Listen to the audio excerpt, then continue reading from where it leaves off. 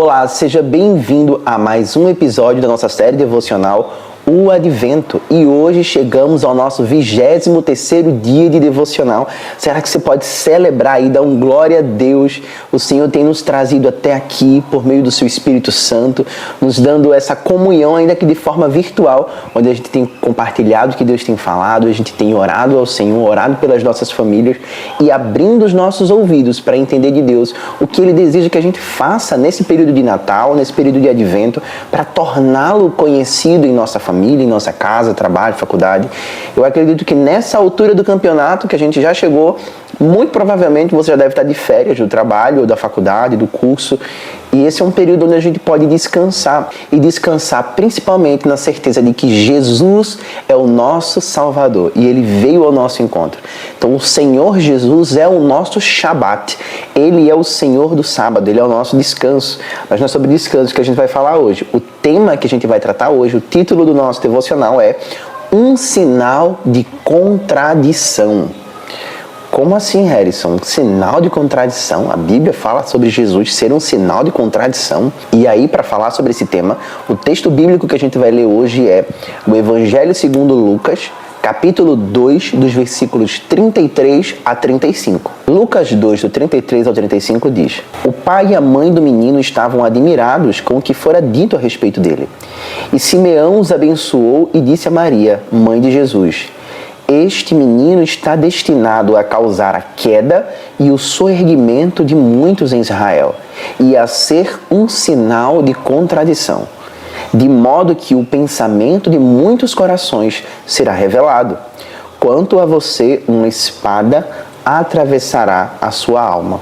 Quando nós vamos ler sobre o encontro de Simeão com Jesus, Simeão ali recebe uma revelação do Espírito Santo de que ele só morreria quando ele visse o Messias com seus próprios olhos. A Bíblia diz que o Espírito Santo conduz Simeão ao templo, e no templo ele conhece não só Jesus, mas os pais de Jesus. E então Simeão lança uma profecia. Ele libera algo que o Espírito Santo revela a ele naquele momento aos pais do menino Jesus. E a primeira parte da profecia de Simeão para Maria e José foi que Jesus provocará a queda e a elevação, queda e soerguimento, e será como um sinal de contradição. Em outras palavras, isso acredita que Jesus causaria uma polarização de opiniões. E muitas pessoas se oporiam ao seu ministério e à sua pregação, o que causaria vários conflitos. E a gente sabe até hoje a realidade de onde o Evangelho chega. O Evangelho, ele contrapõe a cultura local, muitas vezes, como uma contracultura. Então o Evangelho ele nos convida a um estilo de vida que revela o reino de Deus aqui na Terra. Então em muitos ambientes onde a gente vai, o Evangelho ele vai lidar diretamente com a cultura de três formas. Ele pode abraçar pontos da cultura que glorificam a Deus, ele pode renovar pontos, redimir pontos para a glória de Deus, trazendo para a glória de Deus, e ele vai excluir pontos da cultura, coisas que não conseguem ser restauradas porque realmente não pertencem ao reino de Deus. Então, quando a gente vai falar da forma como a igreja lida com a cultura, como a Bíblia lida com a cultura, nós vamos ter essas três ações. Coisas que são neutras, ali são coisas boas da cultura e que não são contrárias à palavra de Deus. Coisas que podem ser restauradas para a glória de Deus e coisas que devem ser excluídas, apagadas, porque não glorificam a Deus em nada e não tem como restaurá-las. Mas, Harrison, existe ponto na cultura que não pode ser restaurado, tem que ser excluída? Sim. Um exemplo é o racismo. Racismo, violência, não tem como redimir a violência. Você exclui a violência, entende? Não tem como vamos criar uma violência para a glória de Deus. Não, você bane a violência, entendeu? O racismo você bane também. E ouvindo essa profecia, você poderia se questionar, não, mas é Jesus Cristo é Deus, Ele é perfeito, maravilhoso, Ele ama, Ele perdoa, Ele salva, Ele restaura, Ele cura, Ele multiplica pães e peixes. Esse Jesus vai causar esse tipo de conflito, a pregação dele vai trazer esse conflito? Sim. Olha o que a Bíblia vai dizer lá em João 3, do 19 ao 20. Acompanha comigo. Este é o julgamento. A luz veio ao mundo, mas os homens amaram as trevas e não a luz, porque as suas obras eram más. Quem pratica o mal odeia a luz e não se aproxima da luz, temendo que suas obras sejam manifestas. Então aqueles que são mais amigos do mundo do que amigos de Deus, esses se entregam à devastação da sua própria carne. E à medida em que se entregam às suas próprias paixões, eles sabem que o Evangelho vai acabar denunciando algo que eles sabem que está errado. Assim como nós, que somos alcançados pelo Espírito Santo e servimos a Jesus. Quando fazemos algo que nós sabemos que não deve ser feito porque não agrada ao Senhor, o Espírito Santo traz um constrangimento. E é isso que o Evangelho faz. No momento em que a verdade ela é pregada, não significa que tudo vai ser um mar de flores. Significa que nós vamos experimentar a vontade de Deus à medida em que a gente abandona a nossa própria vontade para viver a vontade dele. Então, a gente é transformado à medida em que a gente se entrega a essa verdade. E conhecereis a verdade, e a verdade vos libertará. A verdade de Cristo é que nos liberta, mas à medida em que nós nos entregamos à verdade, nós conhecemos a verdade. Só que aqueles que amam as trevas, como Jesus fala, se apegaram tanto às suas obras da carne, que eles odeiam a luz. Mas por quê? Porque eles temem que a sua maldade seja revelada. Então é assim, eu vou evitar me aproximar da verdade de Deus porque eu sei que eu vou ter que abandonar as coisas que eu gosto, mas que eu sei que não agradam a Deus, entende? A verdade é que Jesus declara que as pessoas odiaram a luz porque elas não queriam ser expostas. Elas não queriam que a luz de Deus colocasse para fora aquilo que elas fazem de fato, o que elas são de fato. E se você parar para pensar, você não precisa fazer muito esforço para ser odiado pelas pessoas. Você não precisa ser Jesus Cristo para ser odiado pelas pessoas ou evitado por elas. Basta você levar uma vida honesta, uma vida correta, desmascarar a fofoca no escritório, a corrupção no governo, o racismo na vizinhança. Basta você ter uma vida conforme a palavra de Deus e você vai experimentar a oposição das pessoas. Infelizmente, isso é uma verdade. A Bíblia diz que todo aquele que quiser seguir fielmente ao Senhor padecerá perseguições. Por quê? Porque o mundo anda de forma contraditória à palavra de Deus. Nós vivemos numa contracorrente. Então, enquanto a cultura, enquanto a sociedade caminha para um lado, nós somos convidados por Cristo a andarmos nessa contracultura, a andarmos contra a corrente, a vivermos uma vida que muitas vezes vai contrário ao que o mundo fala. Enquanto o mundo ensina você, deixe de ser besta, não, você tem que realmente se vingar. A Bíblia vai dizer, ore por quem vos persegue, ame aqueles que te odeiam. A Bíblia vai dizer, por exemplo, não vos deixeis vencer pelo mal, mas vençam o mal com o bem. A Bíblia vai dizer também que aquele que foi ferido em sua face deve oferecer a outra face, no sentido de não tomar para si algum tipo de vingança, crendo que é o Senhor que faz vingança e não nós. Então, a gente está vivendo uma vida que para o mundo é ser besta, é contraditório. E quando a gente começa a viver uma vida que denuncia o erro, e eu não estou falando de denúncia do tipo, você faz isso, você é pecador. Não, porque não compete a você esse tipo de julgamento. Compete a você ser uma manifestação vívida da palavra de Deus. A Bíblia diz que a igreja é coluna e fundamento da verdade. E o que significa? Viver uma vida conforme a palavra de Deus. A igreja é uma vitrine da verdade bíblica. Pelo menos deveria ser. Deveria ser o sinal que mostra que a Bíblia é verdadeira e que Deus está vivo. À medida em que nós vivemos conforme a palavra do Senhor, a nossa vida testifica da verdade. Então, quando nós começamos a viver conforme a vontade de Deus, naturalmente a nossa maneira correta de viver denunciará o falso. Eu lembro, minha mãe é arquiteta. E tem uma frase que ela aprendeu na faculdade ainda, que falava sobre quando você consegue perceber que um prédio foi construído errado. É um provérbio do mercado civil. Eles vão dizer assim, para você saber que um prédio está errado, construa um certo do lado dele. Porque o prédio certo denuncia o prédio que está torto. Sem precisar apontar que o prédio está torto, porque um está reto, o que está torto claramente vai ser denunciado. E é sobre isso. Quando você vive uma vida conforme a palavra de Deus, o santo, o viver santo, sem querer, denuncia o viver pecador. Vou dar um exemplo. A Bíblia vai dizer que na visão de Isaías, no capítulo 6 de Isaías, ele vê o trono de Deus. Isaías 1 a 5, Isaías está ali denunciando os pecados de Israel. Ele está falando contra o pecado de Israel. Até que Isaías vai ter uma visão do trono de Deus. E a reação de Isaías diante do Deus que é todo santo e todo poderoso é: ai de mim, que sou um homem de lábios impuros no meio de um povo de impuros lábios. O que é que Isaías está dizendo? Deus, eu estou denunciando o pecado do povo, mas eu também estou nesses pecados. Eu também preciso da tua misericórdia, preciso da tua salvação. Então o que o profeta está dizendo é: o meu encontro com Deus revelou quem eu sou. Logo, eu preciso clamar ao Senhor. E a Bíblia diz que um anjo veio com uma tenaz, pegou uma brasa viva do altar e tocou nos lábios de Isaías, o purificando da sua condição. Por que ele tocar nos lábios de Isaías? Porque Isaías reconheceu que era o seu lábio, que era impuro. Aonde você reconhecer diante de Deus que precisa ser purificado, porque é impuro, o Senhor te purificará. Peça ao Senhor perdão e misericórdia. Existe graça para você hoje. E é muito interessante que Jesus é o Todo-Poderoso. A Bíblia vai dizer que ao procurar um lugar para passar a noite, Maria e José não encontravam. Por quê? Porque quando o censo é proclamado e ali todo mundo tem que se reunir para poder se apresentar no templo, Jesus vem nesse período. Então Israel estava super povoada, com várias pessoas. Então era muita gente naquela cidade, naquele período, porque todo mundo tem que participar do censo, logo José também deveria participar desse censo. Então ele volta para sua terra natal, que é Belém. Então quando ele chega em Belém, procurando um lugar para passar a noite, ele não encontra. Muitas estalagens estavam fechadas para Jesus. E pode ser que vão ter lugares que você vai e as estalagens vão estar fechadas para você, pelo fato de você viver uma vida que glorifica a Deus, entende? E você precisa entender que não é sobre você especificamente. Então, às vezes a gente olha e diz assim, não, eu sou cristão, estou sendo perseguido. Meu irmão, vamos lá, calma. Primeiro que o nosso contexto de perseguição nem se compara à igreja perseguida lá no Oriente Médio e na África, por exemplo. É claro que existe um tipo de perseguição, mas às vezes não é uma perseguição que você está sofrendo. O que você está sofrendo é somente uma aversão por você ser chato no seu trabalho. Às vezes é só isso. Então eu tenho que saber discernir se as pessoas estão me perseguindo pelo Cristo que eu confesso e pelo viver que eu levo segundo a palavra de Deus, ou só porque eu sou uma pessoa que é insuportável. Desculpa jogar essa verdade pra você, mas às vezes é só isso. Às vezes você só é uma pessoa que ninguém quer estar junto porque é desagradável. Então seja alguém que revela a vontade de Deus. E eu não estou falando para viver uma vida que tenta agradar os homens, não.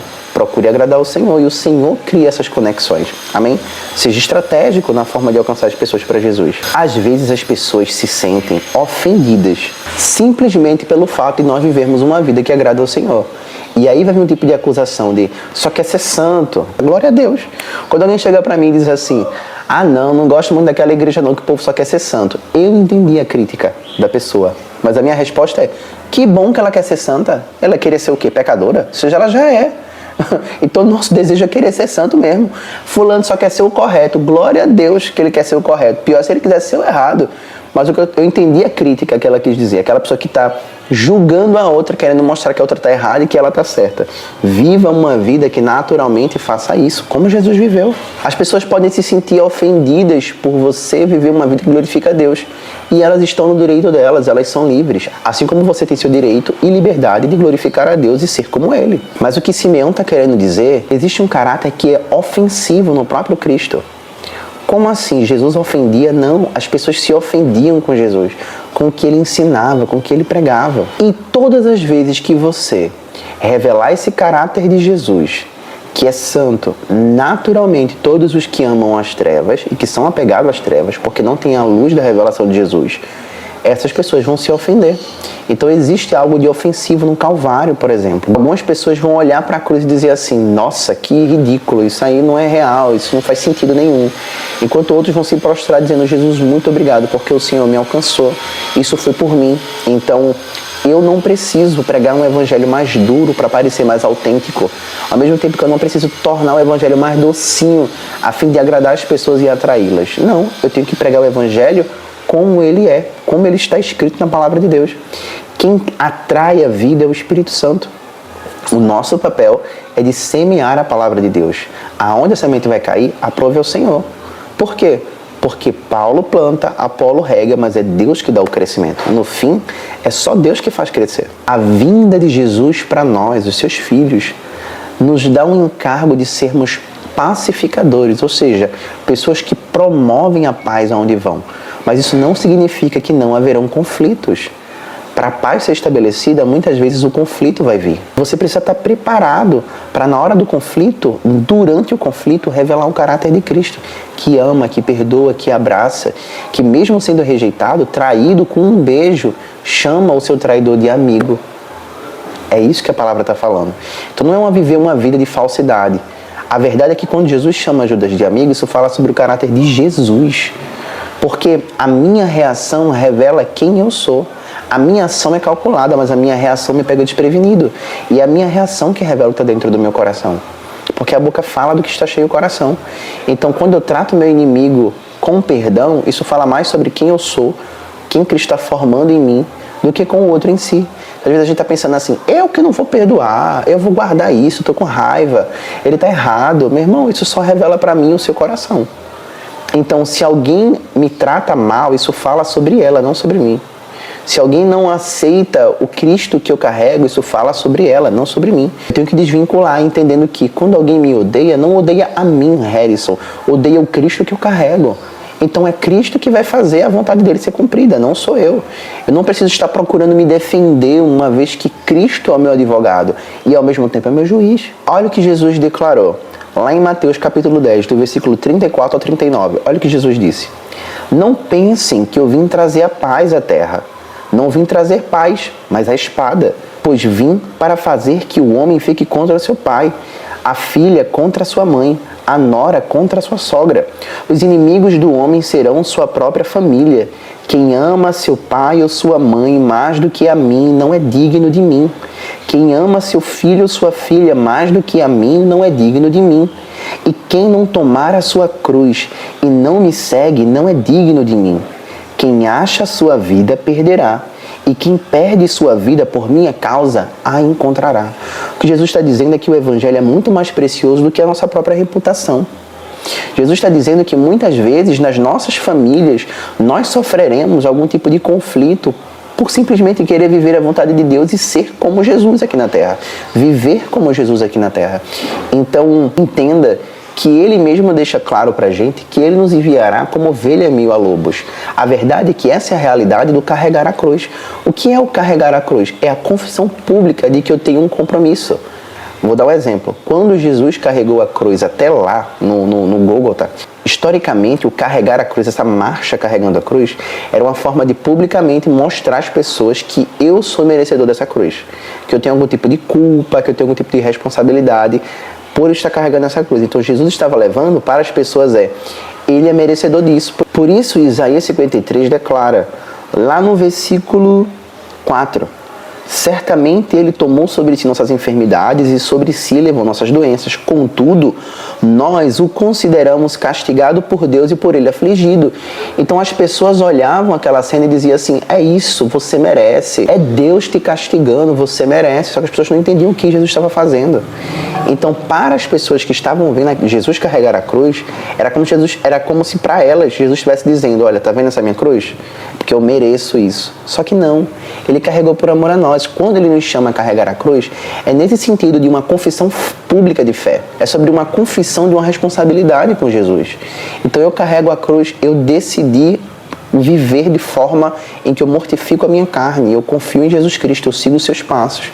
Esse é o desafio para nós. Então escute, se você é um cristão comprometido, então conhecerá tanto os triunfos da pacificação, quanto a angústia da oposição. Você vai viver nessa tensão, entende? E essa é a vida cristã. Então os cristãos nessa tensão costumam se sentir assim como o salmista, quando ele escreve lá no Salmo 120, versículo 7, eu sou pela paz, mas até quando falo, eles insistem na guerra. É isso. Até quando nós estamos intencionalmente falando sobre paz, os que não amam a paz e sim amam as trevas, não são amantes da luz, eles vão decidir se opor contra nós.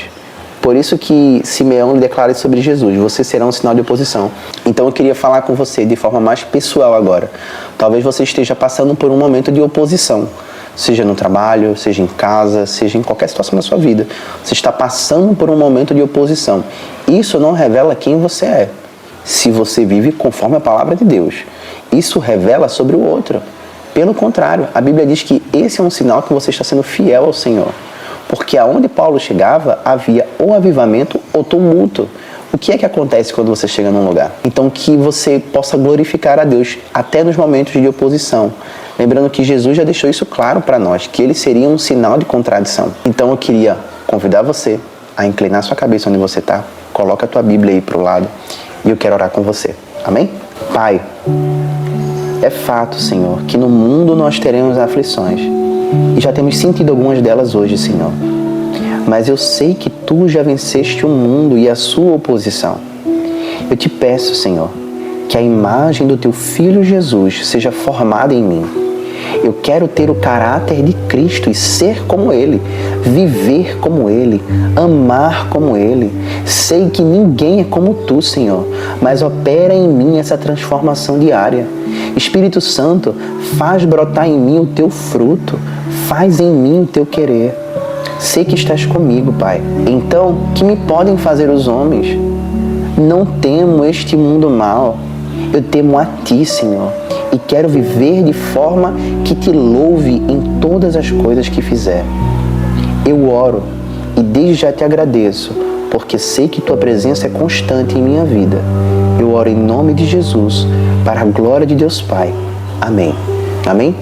Então que você, nesse período de advento, possa entender que muitas coisas podem acontecer como um tipo de oposição. Talvez você tenha orado aí nesse período de advento e parece que quanto mais você tem orado, mais tribulação você tem passado. Talvez você sinta que parece que eu estou tentando fazer algo para glorificar Deus aqui no Natal e parece que está tudo se opondo àquilo que eu estava idealizando para glorificar Deus. Permaneça em oração, permaneça em jejum, permaneça crendo, é o Senhor que faz. Amém? Nem por força, nem por violência, mas pelo meu Espírito, assim diz o Senhor. Amém? Então que Deus te abençoe e até amanhã, nosso próximo episódio da série O Advento.